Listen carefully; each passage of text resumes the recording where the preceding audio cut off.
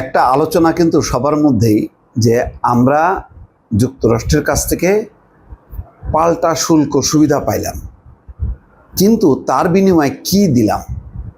এখানে চুক্তিতে আছে যে পুরো এই যে যুক্তরাষ্ট্রের সঙ্গে যে চুক্তি হয়েছে পাল্টা শুল্ক চুক্তি, সেই চুক্তি হচ্ছে ডিসক্লোজ করা যাবে না। এখানেই কিন্তু একটা সন্দেহ ঘনীভূত হচ্ছে।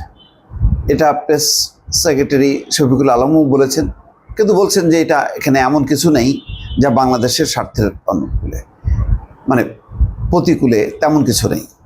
বাণিজ্য উপদেষ্টা শেখ বশিরও বলছেন যে বাংলাদেশের স্বার্থের প্রতিকূল বা বাংলাদেশের স্বার্থবিরোধী কোনো বিষয় এখানে যুক্ত নেই। কিন্তু তারপরেও ওই যে একটা আছে যে একদিকে দিলাম, একদিকে নিলাম, আর একদিক দিয়ে এমন দিলাম যেটা ভারসাম্যহীনতা তৈরি করে। যেমন ভারতের সঙ্গে মনে আছে নিশ্চয়ই এতগুলো চুক্তি করছে, সবগুলি দেখা যাচ্ছে যে আমরা যত না বেনিফিটেড হচ্ছি তার চেয়ে বেশি বেনিফিটেড হচ্ছে ভারত।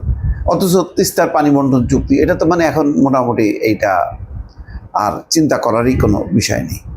তো এই কারণে আজকে দেখলাম যে মুস্তাফিজুর রহমান একটা লেখা লিখছেন প্রথম আলোতে, যুক্তরাষ্ট্রের পাল্টা শুল্ক অনিশ্চয়তা কেটেছে, কিন্তু কি ছাড় দিলাম জানা দরকার।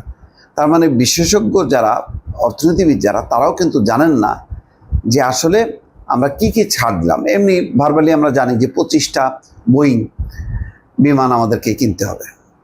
আচ্ছা বুঝলাম, এটা না হয় 15-20 বছর ধরে আমরা কিনলাম একটা একটা করে, কিন্তু আর কি? এটাই কি মানে সামরিক সরঞ্জামও কি কিনতে হবে? পচা গমও কি বেশি দামে কিনতে হবে? আর কি করতে হবে? কতটা ছাড় দিতে হবে? মানে কতটা নাকে খত দিলাম? তাই যদি হয় তাহলে তো আমাদের ওই 35%-এর আগে যেটা ছিল, যেখান থেকে কমায় 15% কমানো হলো, তাহলে তো সেটাই ভালো। এই প্রশ্নটা কিন্তু আসতে পারে, যুক্তিটা আসতে পারে।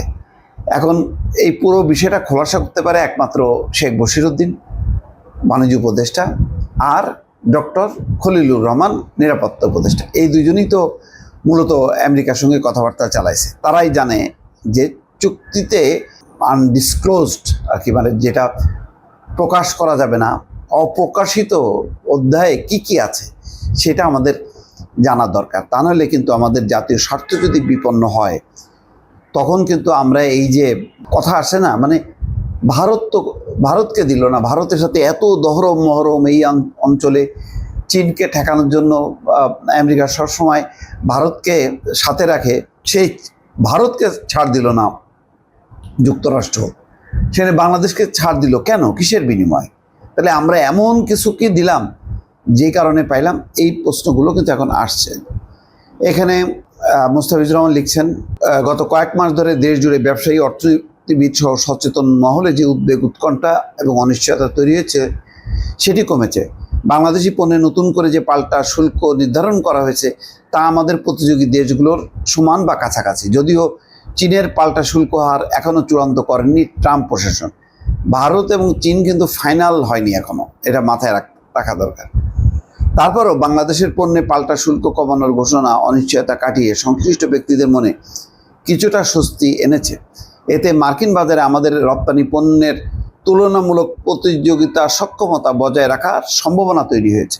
এদিকে পাল্টা শুল্ক 15% পয়েন্ট কমেছে। অন্যদিকে আমরা এই শুল্ক কমানোর জন্য কি ছাড় দিয়েছি, অর্থাৎ কোন কোন জায়গায় ছাড় দেওয়া হয়েছে তাও বিবেচনায় নিতে হবে। আমরা দেশটিকে যা যা দিয়েছি তা অর্থনৈতিক মূল্যমান এবং প্রাতিষ্ঠানিক সক্ষমতার নিরিখে বিচার করতে হবে। যুক্তরাষ্ট্রের সঙ্গে নন ডিসক্লোজার এগ্রিমেন্ট বা এনডিএ থাকায় আমরা এখনও অনেক বিষয়ে পরিষ্কার জানি না। যুক্তরাষ্ট্রের সঙ্গে নন ডিসক্লোজার অর্থাৎ এই এগ্রিমেন্ট যেটা হয়েছে পাল্টা শুল্ক চুক্তি, এটা নন ডিসক্লোজার এগ্রিমেন্ট, অর্থাৎ এটা ডিসক্লোজ করা যাবে না। তবে এখন গোপনীয়তা বজায় রাখার আর কোনো যৌক্তিক কারণ নেই। এটাও মনে রাখতে হবে যে আমরা যা দিতে স্বীকৃত হয়েছি তার অধিকাংশই পরবর্তী নির্বাচিত সরকারকে বাস্তবায়ন করতে হবে। অর্থাৎ আমি এখন সুবিধা নিলাম আমার সুবিধা মতন, কিন্তু এটা তো বাস্তবায়ন যদি করতে হয় পরবর্তী সরকারকে, তখন যদি তারা বেকায়দায় পড়ে তখন তো তারা প্রশ্ন তুলবে যে হায় হায় সর্বনাশ, কি চুক্তি করা গেছে। দেখেন ভারতের সঙ্গে যে চুক্তিগুলি, এটা কি ছিল? মনে হচ্ছিল না যে সরকার পরিবর্তন হলে এগুলি বাতিল? একটাও বাতিল হয়েছে? একটাও বাতিল হয়নি। উল্টা আমাদের উপর আরো চাপ হয়েছে। সেটা কি আমরা ওই যে তৃতীয় দেশ ব্যবহার করতে পারতাম, মানে আর একটা দ্বিতীয় দেশ, মানে বাংলাদেশের বাইরে রপ্তানি পণ্য আমরা স্থলপথে নিয়ে যে আমরা কলকাতা পোর্ট দিয়ে বা ভারতের অন্য পোর্ট দিয়ে আমরা পাঠাতে পারতাম তৃতীয় দেশে, কিন্তু এখন কিন্তু সেটা আমরা পারছি না।